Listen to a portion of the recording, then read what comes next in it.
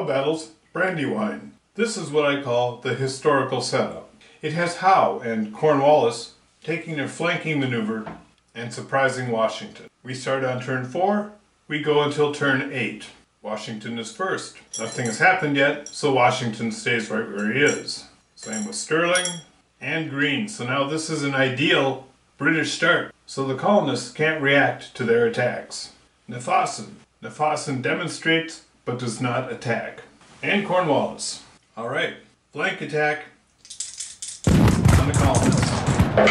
British do 2, colonists retreat, colonists do 1. The Hessians are spent.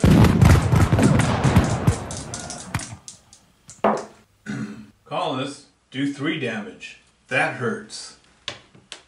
They take only 1. However, the British are going to follow up. They sacrifice line troops. Now the Grenadiers are attacking. No damage, and 1 damage, which they absorb as Grenadiers. No, 2 damage, so they're actually spent. They fall back, attacking Americans on the hills. Americans do 2, they do none. They're backed up by Matthew's elites. British push on.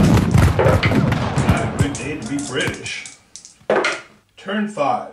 Greene holds. Sullivan dresses his line. Washington again. The British move last to their advantage. Washington holds again. Exact same Chitral order this turn. Nefausen holds. Cornwallis is drawn. Alright, after disastrous first turn, Cornwallis unpacks bags. All his units recover. 1 British attack on the colonists. The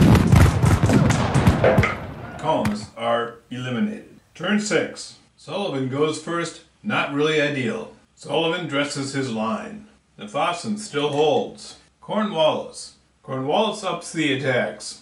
Washington moves within command range of Maxwell's light troops, which were here.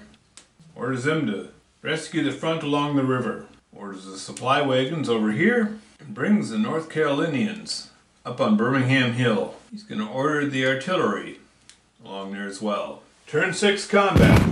Next detachment, it just retreats. Retreat about there. Next combat, this attacker. Does nothing, they do 2. The Hessians fall back. They get pushed back, but the Americans are destroyed. Now this combat. 2, which drives Abercrombie's lights back, and they do no damage.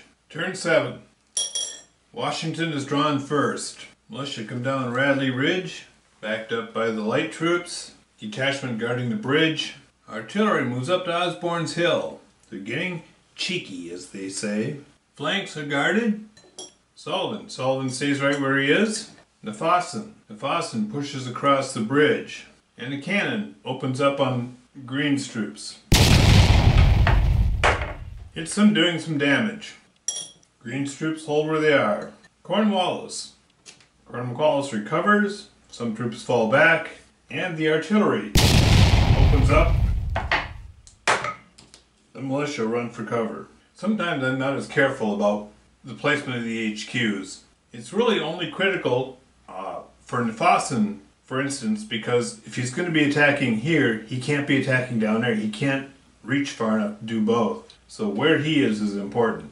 At this point, Cornwallis and Howe can get wherever they need to get. So turn 7 combat. Crossing the bridge. 1 eliminates the detachment, and they do no damage. Here we have the British Grenadiers attacking the spent Virginians, but they're in the woods. Turn 8, last turn of the game. Greene's drawn, Greene holds. Sullivan holds. Washington falls back and dresses his line. Nefausen flank attacks. And Cornwallis. They'll start with the flank attack. The Americans do none. They do 2, which will only flip Maxwell to spent, but he's going to retreat because it's a losing battle. In the woods. Here in the woods. Now this is Knox's artillery, so its attacks go first. And it does 3. Artillery can't destroy a unit, so the British get pushed back. Matthews leads with the butt. And 2, which pushes the cannon back. The British fall back because the odds are, if anyone gets lost, they've already lost one, they're going to be lost, and that would be just catastrophic. That's all the combat. Now by straight points, the Americans have lost 10 points, the British have lost 3 points. So the Americans have lost. But look at this. They stopped the British cold. They can now retreat in order in the evening.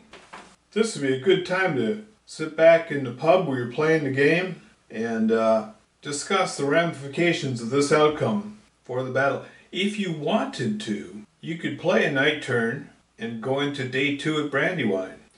That could be interesting.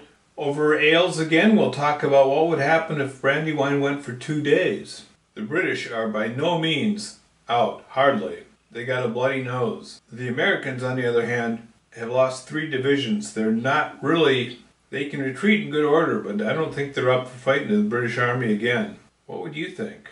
And what I really like about pub battles is this went pretty quickly. So if you were here with a buddy, you probably would have time to play the second day.